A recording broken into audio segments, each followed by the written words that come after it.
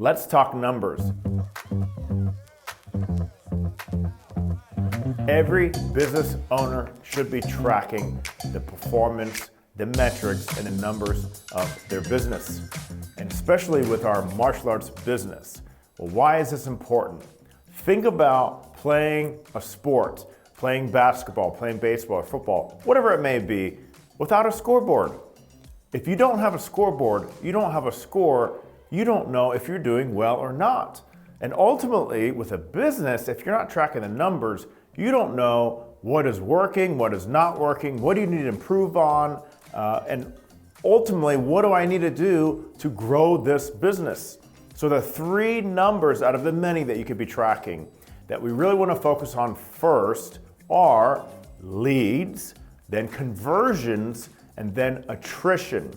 So leads are any person who contacts your business or your martial arts business. This could be email, phone, sending a message to the website, social media, whatever it may be. That is what I consider a lead. A lead, in my opinion, is not somebody who just visits the site or visits the social media page. No, it's those who contact the business. And then from there, we have our conversions. Out of all of those people who have contacted that martial arts business, how many of them actually paid money to the business?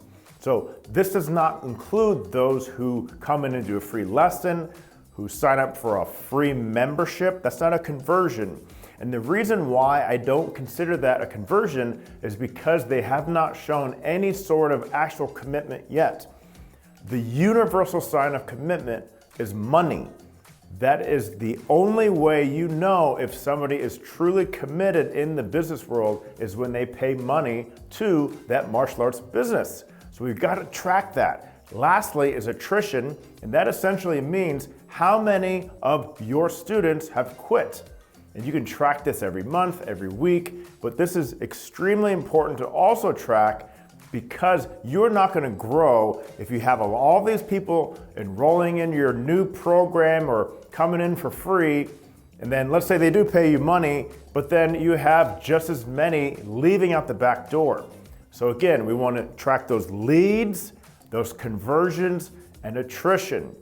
And again, why do we want to focus on this? Because then we can focus on what we need to fix or improve. So for example, let's say you're not growing. The first thing you want to focus on is attrition. Is your back door open of your business? Do you have more people leaving than are enrolling? Ideally, you have more people enrolling every month than are quitting. So then if that is plugged up, let's say your back door is locked, then we want to then look at leads. How many people are actually contacting your business? And then from there, if there are not that many, then you got to get to work on figuring out how to generate leads. So we can do this through optimizing our website, SEO. You can be doing in-school events, such as scout events, birthday parties. You could be doing more advertising, Facebook ads, not a fan of, but you could be doing that. I can actually talk about that in a separate video, but ultimately, if your leads are not there, you got to do something about it. Lastly, if your conversion percentage, which again is how many of those that are contacting you actually become a paid customer. Well, think about how does that process actually work or happen. They'll contact maybe your front desk staff via email or phone. Let's say it's phone. Are you confident that your front desk staff who's answering the phone is equipped to convert that phone call into maybe a free lesson? If you're not tracking that, then you don't know if they're doing well or not. And let's say you are tracking it and maybe 25% of the people that call are actually converting into a free lesson. That's a little low. So the next step could be coaching that front desk person on how to navigate that phone call a little bit better. And then how about if they come in and do a free lesson, but they never enroll and they never pay money or they never show that commitment? Well, then you got to inspect that lesson, the experience. How was that experience for the parent? And ultimately, most importantly, how was it for that student? Was that class amazing? Were you providing what that parent or student was looking for? Or was it off? Are you giving them something that they're not asking for? So you've got to inspect that area of that essential funnel to make sure that it's all good.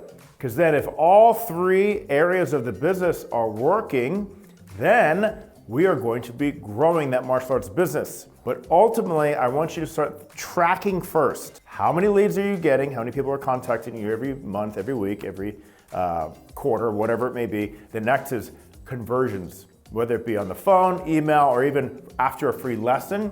And then lastly, how many people are actually quitting every week, month, or quarter? And then ideally, that top part of conversions or new students is much greater than those who are quitting. And now you're going to be growing that martial arts business. Hopefully you found some value in what I just said. If so, please comment below. Maybe I missed something. Maybe you disagree with something. Please let me know. Thanks for your attention, and I will see you at the next one.